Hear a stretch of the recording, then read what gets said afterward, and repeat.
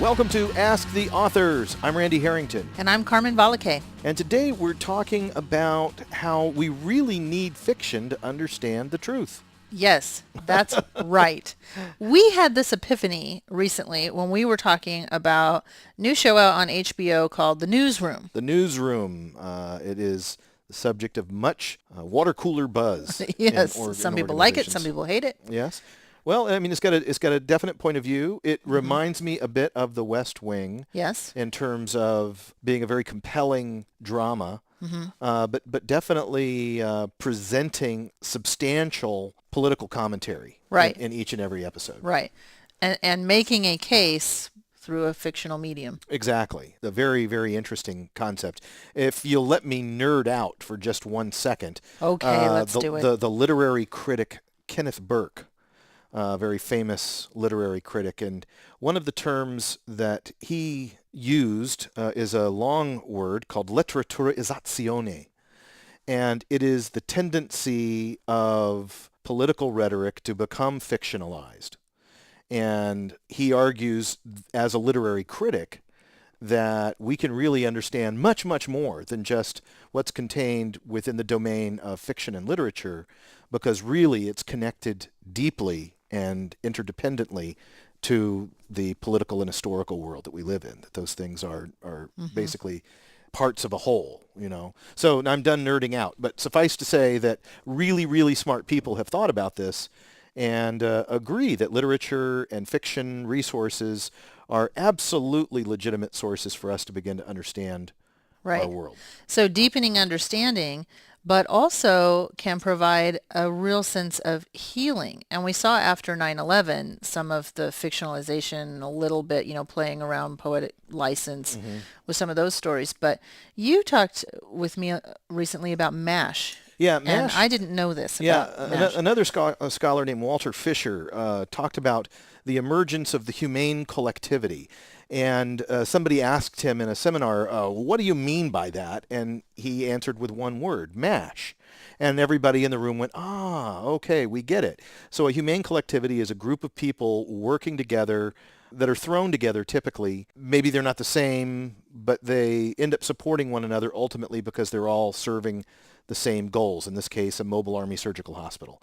And Fisher's analysis and other scholars diving deeper into that show basically made the point that MASH was enormously popular because it really helped America heal from their understanding of their experience in Vietnam. Yeah. Even though MASH was set in the Korean War, it was almost like, the Korean War was really a wink, wink, nudge, nudge to what was really our problem. And so what America really needed was a way to process. Yes. The Vietnam and this experience. Fictional vehicle allowed them to do that. And MASH was really good at presenting those complex messages of saving young people's lives and what are we doing to the indigenous culture here and so forth.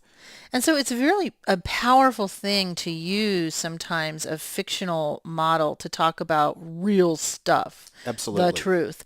And we find that this works incredibly well in businesses, and it's one of the driving forces behind the vignettes. It's one of our tricks. Let's just go ahead and say it. It's a trick. It's a trick. It's a technique that we use, but it's super powerful because when you go into an organization and you do an assessment and you see where the problems are, sometimes the very worst thing you can possibly do is go, there's your problem. The people in HR. It's Joe. It's Clearly. crazy. Yeah, it's a big problem.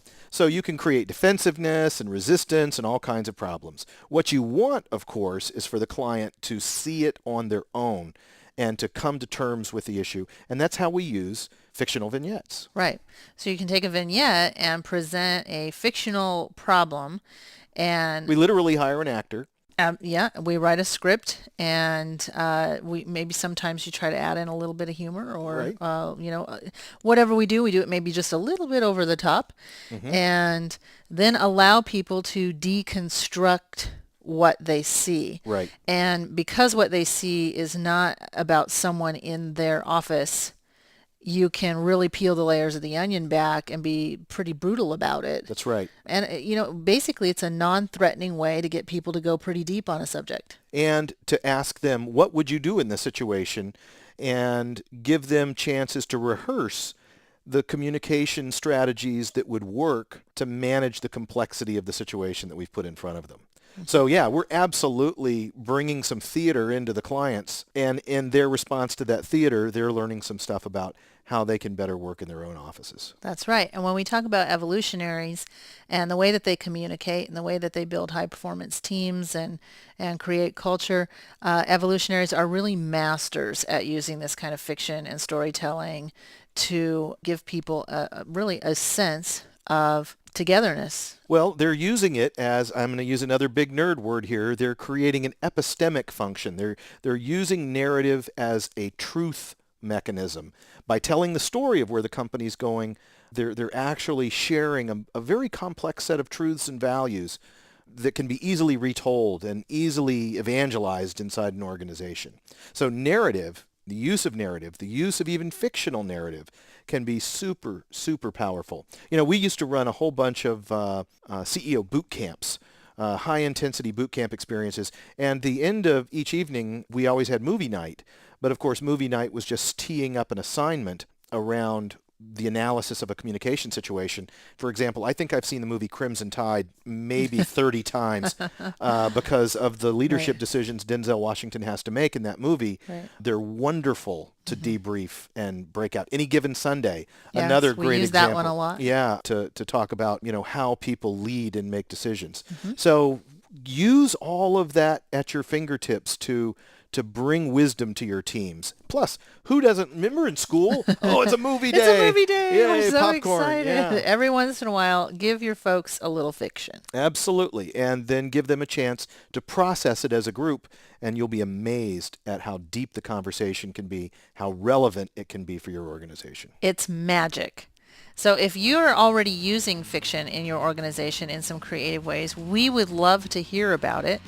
So please join us at evolutionariesbook.com and tell us your stories. We would love it, and we will look for you next time on Ask the Authors.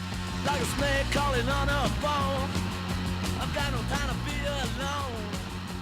Summer coming at me all the time.